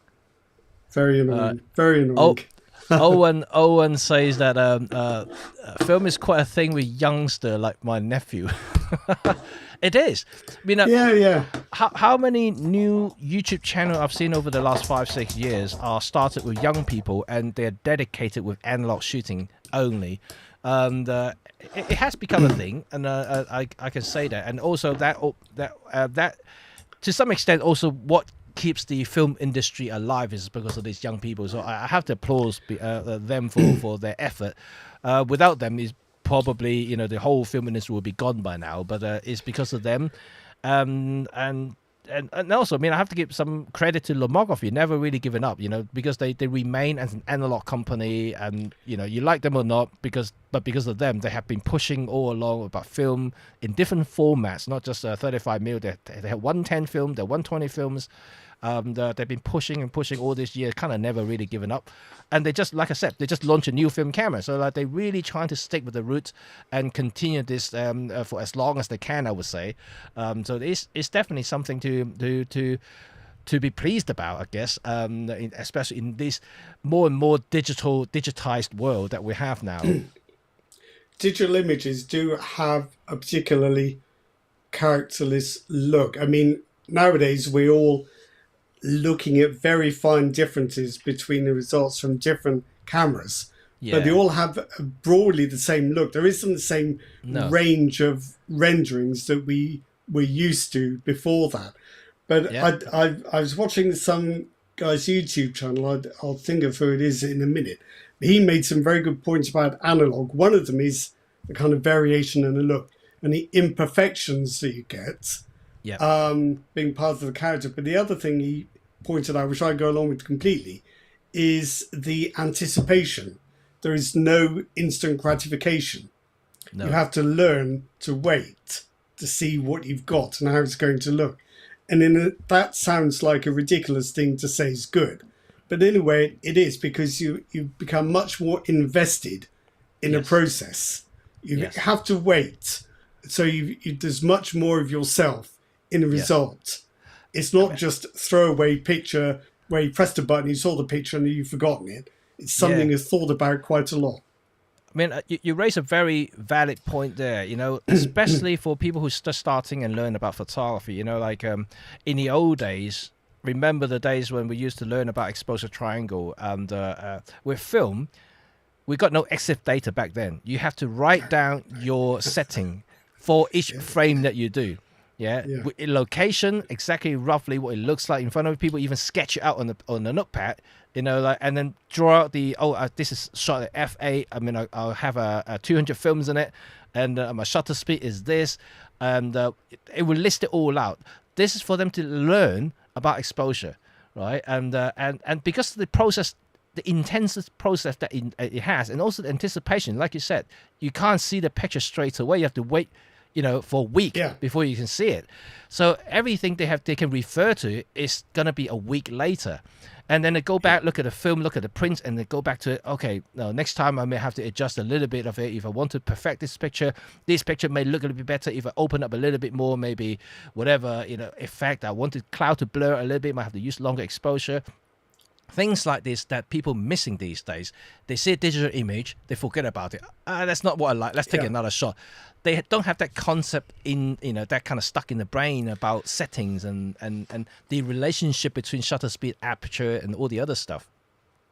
It doesn't feel like it has the same worth when you can shoot as many as you like and see them straight away and none of them cost you anything. Not just in terms of cost of money, but none of them cost any of your attention. So that you take 100 shots, you've only still got the same amount of attention. Each of your 100 shots is going to get far less attention individually. It's become more throwaway. It's made it much cheaper, and you can potentially learn a lot more. But in practice, I don't think you do, because of the reasons you just said. And the other thing is that RAW files have so much processing latitude, nobody bothers to try anymore. You just get it roughly in the right ballpark and you worry about it later. So all this finessing of exposure and color is gone because we think, do it later. Oh yeah, mess up the white balance. That's all right. I can change it later. Yeah. In the old days, we worry about what color temperature. We worry about it because the film is fixed at a certain temperature. You have to employ a lot of knowledge and sometimes accessories, whether through lightings or filters, to create that natural look that you're craving for. It's not easy back in those days, and now raw files is changed the whole thing, changed the game completely. And when you put a film in the camera, you might think, right, I'm going to shoot black and white. It's not going to be very bright. Better be ISO 400. Once you put the film in, you're committed to that process, which in a way is better than having constant, endless choice, because it concentrates you on the very thing you set out to do, and you're going to see it through because that's the film you've chosen. Whereas with a digital camera, what I tend to do, and it's a bad habit, is you don't have to put film in. So every exposure you can do what you like. So you end up with a set of random disconnected images without a theme. Whereas when you put a film in, the film you chose defined what your theme was going to have to be for those 36 exposures, and that's what you concentrated on. Yeah, it's all these little subtle differences. Digital has made. I won't say it's made everyone lazy because people are different to me, but it's made me lazy and less attentive and less structured in the way I shoot things. Yeah, I mean, it definitely opens up, to the masses in terms of exposure to photography because of digital. And because in the old days, obviously, you had to be really into photography, really trying out to load the film into the camera and trying to take some shots. And these days, it's way easier. People just buy. Sometimes they're not even serious about photography. They just buy one because it either looks nice or they can just snap some photos in quick succession, for instance, for a specific use. But it's interesting how the world has changed, but at the same time, I think that the method is still there. If you really want to learn about photography, whether digital or analog, you can still use the same method to do it. Yet you may get instant review. I mean, that's another thing. But then at least you can review the picture back home when you look at a big screen. Like you can do it in pixel level. Whatever, you can blow it up to certain sections to see whether you want to improve certain things by adjusting settings later, because it's quite hard to see from either the EVF or the back screen, in location, in situ. Very hard to do that. No matter how good quality the screen is, I always urge people, the screen at the back is only for kind of quick preview. If you want to see the images, it's not going to be something that you want to rely on. And you have to really look at the images back home. If you have a chance, look at it, study them properly, and nowadays obviously you don't have to write down any notes anymore because it's all in EXIF data, providing if your lenses are compatible, and so you see all the aperture setting, everything that they can study it and can make the judgment whether you want to improve it next time by doing such and such. But I'm pretty sure that these days a lot of people really ignore that kind of process when it comes to learning about it. I think so. I think what film did for me was it made me see things through. Yeah. If I had an idea for something I was going to do, when I loaded the camera with the film, I was committed to that. I couldn't go halfway through and get bored and think, do you know what, I'll do some colour shots, because that's not an option. You have to see stuff through, and I think people are different. Some people have no trouble at all seeing things through, but if you're the sort of person who's easily distracted or gets bored, then digital cameras are kind of worse, because you're not made to concentrate on the one thing. If you've got 36 black and white exposures to do, then you're going to be focused on that black and white project you planned. If you're shooting on a digital camera, you might get 5 shots in and say, I'm bored with this, I'll go do something else. So you don't see things through in quite the same way, I don't think. No. Some good story from John Young. And 1970 took a college football pics. On my way home, took a pics at an accident, and went home, developed the film and made some prints. And next day went to the newspaper and they bought them and offer him a job. That's cool. Sorry, back in a second. Yeah, no problem. I always like stories like that, and how accidental things could become, when just for that moment, for that one frame that you did, right? And to be quite honest, if you look at a lot of the master of photographers, and it's always that one shot that suddenly got them famous, and because of that they became a master. And obviously they have to be technically sound, and they are most of the cases, and I think that a lot of them are really, really good, but it always gonna be that one shot, right? And I think as a photographer, we always my attention-seeking dog. Hoping you're not chewing your cable. Any second now. So as a photographer, I think that we're always looking for that one shot will get you the fame and the money, right? All recognition, more precisely. I think they just wanted recognition, and it's hard. I can say that, especially in today's world, digital world now, and there's billions of photos every day, and how are you going to stand out? How are you going to get the attention? You're going to have to stage the accident today, aren't you? You can't wait to stumble across one. You're going to have to set one up. Yeah, but it's also the chances as well. In the old days, you can only capture something when you have a camera, but these days we got phone, we got digital camera, we got things. Now you got smart glasses with cameras on it. So it's just it's really, really hard now. To get something. You won't get a break in the way that you used to. No, because everyone has a camera. Some sort of image capturing devices. yeah. If only they could learn to turn them sideways. But yeah, it's interesting, right? But I don't know how we're gonna kind of sidetrack into film and analog stuff. And where were we? Like around I don't know. EV1. Have you got any more camera rumors for us, Jimmy? Sorry. Have you got any more camera rumors for us? Camera rumors, right? Yes. Because we did the GR4 monochrome, didn't we? Yes, and I think they have the HF something when they had it in the GR3, the one with the filter. Oh, yeah. Highlight diffusion filter, HDF. They're gonna have another one for the GR4 as well. So yeah, good. Yeah, but like it very much, on the other note, and I think there are rumors talking about new Micro Four Third cameras, not the one that we mentioned, the Astique, the French cameras, and also the Kyra, which is based in the UK, but actually Micro Four Third cameras from Lumix and OM Systems. So there's rumor there will be something new coming out next year. Which sounds about right. First of all, if you look at Lumix, they haven't really released anything Micro Four Third wise for a while. No. We don't want to talk about the one that's simply changing the USB port. That's not really an update. And then that's what it'll be, Jimmy. That's what it'll be. As long as it's an LX3. I'm hoping to see the LX100. They don't revive something. Sorry? Yeah. I'm hoping to see the LX100. Yeah. Yeah. Because unfortunately, they might revive something that's not very good. It's like that bridge camera they revived. They revived the wrong one. They revived the one with the titchy sensor that's not very good. Yeah. But hey ho, we'll see. But if it's MFT, all the better.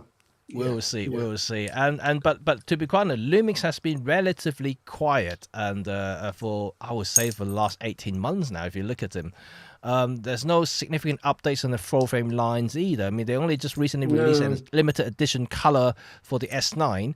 All the others are pretty old now. If you look at the S5, S5 II, and all of the others. Well, they did the SR2 and the Lumix the S1R2 and the S12, didn't they? With improved video. The S1R2 is interesting because you get a lot of resolution and quite strong video features at a price that kind of undercuts slightly Nikon and Canon, but that's a bit more high end, isn't it? Would you really get an S1R2 for video? I'm not sure. I mean, it's too many megapixels. Really, I think no. I think quick answer is no. People are not going to buy such a high resolution camera for video, and people who shoot video know exactly what they need, and they don't tend to overbuy them. That is why I think the Nikon Red camera is particularly interesting for many videographer, because first of all, the pricing is right. It's not too expensive. It's got a proper video menus at the back. That's another thing. It's not like using a traditional mirrorless camera menu at the back. It's very video oriented. You got big icon, big buttons, just like black camera used to be. So it's really, really handy. And also I think that if you do, like we said, hybrid camera doesn't really exist. I just don't think this is just the wrong thing to say about hybrid cameras. You either take photos or take videos. It's not going to be both, right? So if you make a video camera, make it properly as a video camera, and don't forget about it. You can have still features, but let's put it that way. You just mainly buying the camera for video purposes only.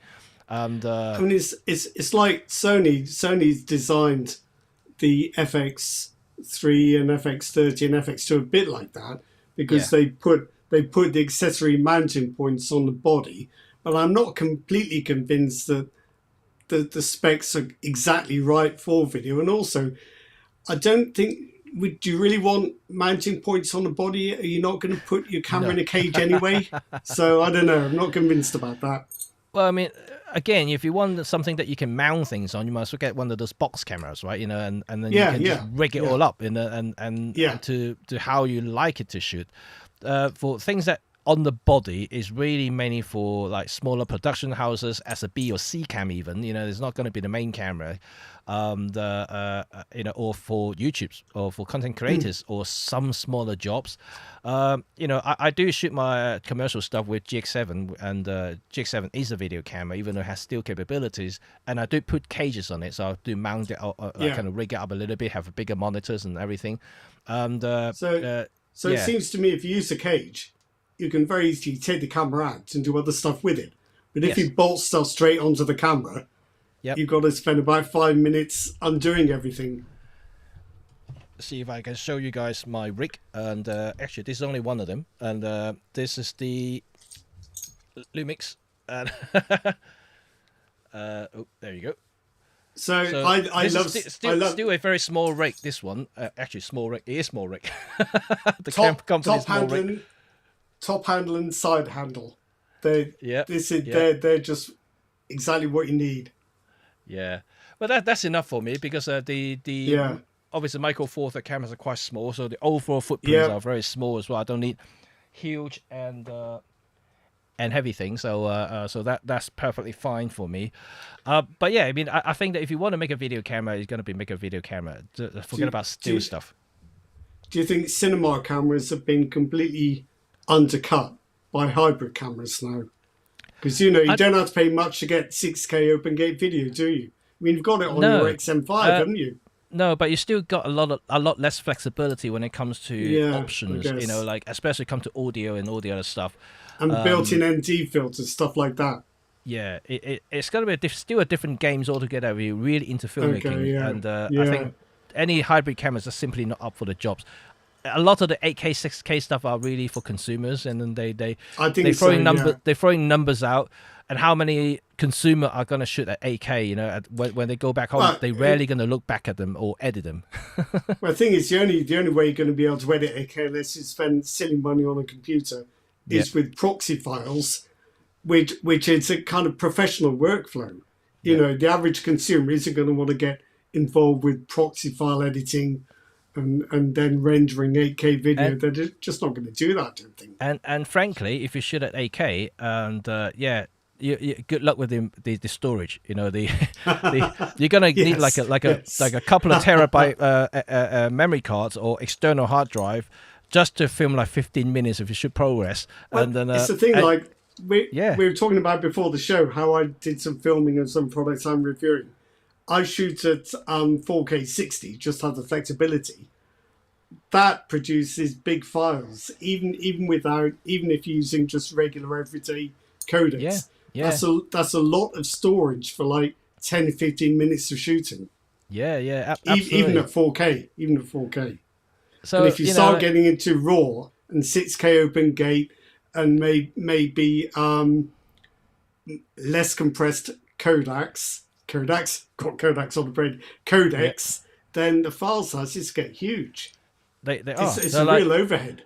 Even though all these new cameras, the top end cameras now, we can shoot 6K, 8K stuff, but in reality, I doubt it. Like 90, more than 10% people would use it. And well, how much is it going to cost you to get like 1 terabyte CF Express Type B cards? And you're going to need a few of them if you're going to shoot at those resolutions for extended periods of time. it's and the not only that, storage is an issue. you try to edit them. You know, you need a very fast RAID array at home. Put them in there. Well, yeah. And it's not cheap. You know, the whole setup. If you want to really got into 8K, you know, you are talking about at least 10 grand in computing and storage and everything like that minimum just to start. Is the RAID setup going to be fast enough? You're going to have to get like RAID SSD. Yeah. Like setups. That is very pricey. So yeah, I think you're right. I think 8K is for impressing consumers. Myself. It's only for impressing consumers and for the numbers. It's not really, you know. Like, I don't think anyone will have the budget to actually swallow that, and then it's not practical. So do you think if Panasonic does another MFT, do you think it's going to be a reheat of one that already exists or a new camera? They might do the GX9 again. Call it GX10 or something. Yeah, I mean the thing is, I can't see how much they can improve on the GX7. I mean, and the only thing that I could see is either going to be bumped up resolutions or speed. Yeah, these are the only two things I could think of. But I think they are at the sweet spot now. I mean, I think any high resolution for Micro Four is going to introduce so much noise that it may not be feasible for image quality's sake. I don't think they'll spend that much on upgrades. I think they'll reheat something. Yeah, revise it slightly. Yeah, I mean, which is for fine. Me, I mean, yeah, I think they should bring up some of the consumer level cameras, and if they want to bring one camera back, probably something that people have been asking for, like some of the rangefinder style cameras that everyone's been asking them, or even like the update for the GM series, the tiny ones, and that'd be nice. That's other products that I think a lot of the Lumix fanboys and fangirls are hoping to see. The high-end cameras, you know, there's so much you can do with the high-end cameras now, and in terms of spec-wise, you know, unless they have some significant innovation when it comes to sensor tech. You know, if you've got some really high-end sensors that we haven't seen or experienced before, that might be something. And likewise, I mean, now we switch back to OM System. I think OM System is very similar boats as well. Although they have been stuck with a 20 megapixel for a while, so it wouldn't be surprised me if they bring a slightly high resolution camera. If not, they may bring out a completely different category. And depends on whether Panasonic will let them have the sensor. Well, I mean, they all source the sensors elsewhere, right? You know, they don't make the sensors, and they most likely get it from Sony. So there are plenty around. I would like to see another GX because I personally feel that in a small camera, a rangefinder style design works better than a DSLR style design. I think I've found the OM52 just a little bit small for that kind of DSLR shape. Yeah. Whereas I think the rangefinder style, like the Pen series, is better when the camera is that small. But it's just my opinion. Yeah. Your mileage may vary, as they say. And also depending on the size of your hand as well, right? Certain people who've got smaller hands will find it a bit better, and people with bigger hands would obviously, find that the one bigger group are better. But yeah, I think that if OM System going to bring out new cameras, is going to be possibly either one with a new sensor or one with a completely new styling and new kind of aesthetic that will appeal to a new type of customers.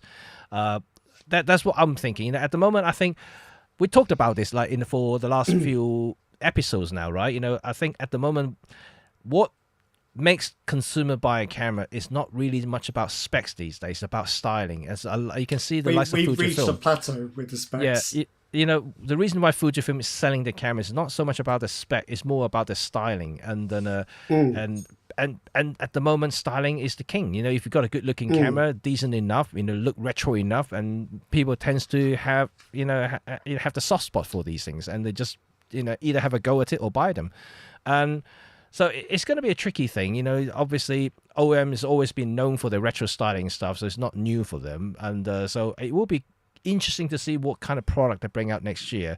The high end stuff, the OM1, and it's pretty much set. You know what's coming, even if they're going to be OM3, OM1 Mark III. It's going to be speedier. You know it's going to happen. It's going to be even faster. But you're only pushing numbers, so it's not going to be new. The styling is probably more or less 90% similar to what they have right now. A new category is going to be really interesting to me. I do wonder if the writing is on the wall for the OM10. Yeah. Because it clashes a bit with the EM5 too, doesn't it? It does. It always does. I mean, it's good value. It's a bit too good. Yeah. For its own good. That price, really. I mean, the OM10. One of my most viewed video on my channel is the OM10 review. Both the Mark III and the Mark IV. They got so many views, and you can clearly see why. Because for the price, it's a great camera. For £500-600, you are getting essentially 90% of the EM5 at a time. It just basically lacked the weather sealing.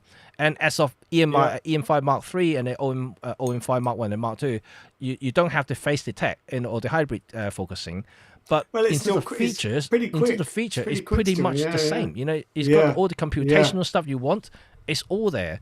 It's got the looks. It's got the looks. It's got the handling, and it's cheaper. And it's got a pop-up flash. and the screen doesn't come out to the side. A lot of people prefer a screen that just flips up. Yeah, it's nicer for street photography in a way because it's a little less obvious. But I think that's the one that's a little bit vulnerable. But just imagine if System made a compact, fixed lens compact, either with a prime lens or with a micro Four Thirds sensor in it. I've probably bored people with this idea before, but you could almost weld that 14 to 42mm lens onto an EP7 and call it a compact, and that'd probably do all right. Well, I mean, if they make something like this, I will cancel my pre-order of the GR monochrome. We'll see. I think we'll have to be patient now. I don't think anything will happen very soon. No, but I think most makers are struggling to innovate in any meaningful way at the moment.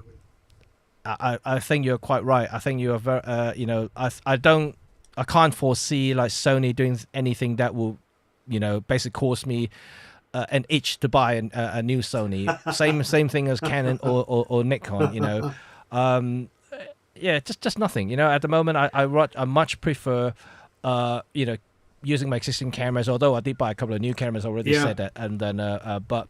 The digital one I did buy. For those who don't know, I told Rod already. I bought the Fujifilm X-H2S. It's an old flagship camera. It's been around for about 3 years now. But I already said that I like the 26 megapixel sensor, which this one has, and also a stacked one as well. So it's going to be quite fast. But I don't need more than 26 megapixel, and it works well with all the existing Fujifilm lenses. So I don't have to worry about things that I experienced with the XT5, for instance. So that's mainly for work. So I'm not really, thinking I'm getting a latest and greatest. In fact, it's an old camera. And also the film lomography MCA. I bought it out of curiosity and just to see whether it's any good. If it's good, I would definitely recommend people who are into film photography to get one of those, because it's quite hard to see something that is feature packed as that, built like that, and for less money than many other people is asking for these days. Well, yeah. Let's see. It'd be interesting. So it'll be interesting. But apart from that, I don't see the reason to buy any new camera these days, and so it's something that I find increasingly that way. Every time I see a new launch from Leica, from this and that, it's just another camera, right? I don't need that. It takes the same picture. It doesn't offer me more for what I shoot. I don't need faster than 5 frames per second. So like anything is already over that. This is a dilemma I have. If I want to shoot stills, I've got cameras 10 years old that are perfectly good at it. I've got my 2 Nikon DSLRs, which are as good at stills as my new Canon. If I want to shoot video, use a Canon, obviously. But I think for stills photography, it's becoming harder and harder to justify buying anything new, which is a shame for camera makers, and it's a shame for us in the end, because they'll stop making cameras. Yeah, well, and in a way, it's backfired on them, because it's like 20 years ago when you bought a car, if it lasted 10 years, you were amazed. Today, if you buy a car, 10-year-old car is nothing. So it's same with cameras. You can still use a 10-year-old camera today for a whole lot of different tasks, and it's as good as a modern one. So it's the makers. There's too much longevity. They should be more obsolescent for the camera makers. Otherwise, they can't send us new ones. and in some cases, like the likes of Sony, they introduce way too many models in parallel. That is so confusing to many people, and they continue to sell the older models, which is like mixing it in with the entire lineup. It's so difficult for anyone who started photography. Oh, exactly what camera should I need or want? You know, and it's like if Sony makes the A1 Mark II now, and if you say to somebody, well, what does he need? Resolution. Well, you could get the A7R5 for less. Or if they say, well, what the speed? It's the A9 III in its global shutter. There are too many Sonys. There's enough Sonys in the Sony range for the whole camera market. That's the trouble. And it's not helping. It's not helping at all. No. So that will be the question for all of you listening, because we're going to wrap up now. What will make you buy a new camera these days? And I would like to hear. Yes. I would like to hear your thoughts, and put it in the comment section below after the stream. Your reason of buying a new camera these days, or you're very happy to use your existing camera until it dies. And not just Micro Four Thirds, because I know you'll all say 25 megapixels, 40 megapixels, and all of that. Let's make it every brand. What would it take to make you buy a new camera? And it might be a Sony, it might be a Canon, might be a Pentax, might be an OM, might be a Lumix. Any brand, what would make you get your money out and buy a new camera? Yep. That'll be good. That'll be good. I already state my reason for the first one, which is monochrome, because I don't see many monochrome. If a monochrome camera, if the price is right, I'm willing to put my wallet out and trying to get it. And but that so far really is the only reason I want to get one, and or makes me want to get a new camera. But other than that, and not really for any cameras. Now I've got enough cameras here to really open a showroom, to be honest, so I don't need more cameras. But yeah, I would like to hear your thoughts about your reasons why and how you want to get a new cameras. And that would be interesting. And also analog, for those who shoot analog, I would like to hear your thoughts about the lomography cameras, or what sort of camera you would like to see coming back, for instance, maybe from TLR. Just make me a TLR. Please. I would like to see a TLR. Now you're making me itch again, Rod. That's not made of plastic and falling to bits. Oh, not like the Lubito, yeah? Yeah. Mine lasted for 2 rolls of film. I can't complain. Well, okay, guys. Thank you very much for joining us, and it's been a fun chat today. I know it's more gear talk today, but I think we had some fun about all the stuff that we just talked about. And I can see some of you are also contributing to a lot of stuff as well, and really good to hear. But yes, don't forget, Jimmy's got 20 cameras and lenses to sell as well. So look out for his eBay shop anytime soon. You should be able to find me. You should be able to find my eBay account quite easily. oh, you're on eBay. Oh, right. Okay. Well, there we go then. Yeah. I am on eBay. I'm on eBay. In fact, I'm actually just about to deliver a new one of my lenses to a customer in a minute. Yeah, and get out and meet them in person. So he wants to collect. So that's fine. That'd be good. Good. Excellent. Yes. Okay.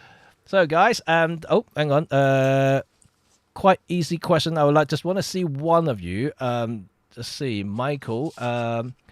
Quite easy. So I would like to see a perfect cloud service integration with the eSIM 5G module. Oh, okay. All right. Okay. All right. Yeah, I think we'd all like that. But I think the better it is, the more it will cost. Well, Kyra, attach your phone to it, which got an eSIM and 5G. Yeah, but he's still got to pay for storage. You've got to pay somebody to store all your photos, haven't you? Yeah. It's never free. It's never free these days. We're moving into the whole software as service industry now with cameras. Yeah. You've got to pay for your AI. You've got to pay for your storage. Soon it's going to be like a subscription service to use a camera. Yeah. Well, let's not laugh. It might happen. No, well, it's already happening in Adobe, right? So, yeah. yeah. You can get your new Nikon. You can buy it outright. It'd be like phones. Buy it outright for £10,000 or $10,000, or you can get it for $2,000 if you pay per use. Well, actually, before you wish too much about technologies in the camera, it's good that we still have a self-contained camera that we can use. Imagine one day if they digitize everything, the camera company can easily say that, okay, if you want to use computational stuff, pay £10 per month. We'll enable that feature for you remotely. Imagine that. The minute they start selling cameras with SIMs, then they can start charging you per use. Be careful what you wish for. Exactly. So, that could be coming. Yeah, we already hear like the car makers like BMW already charging people, like certain features can be, remote enabling. For the brakes. Yeah. You want to brake your car? Stop your car, you have to pay for it. You can go, but if you want to stop, you have to have an internet connection. Yeah. And the plus subscription.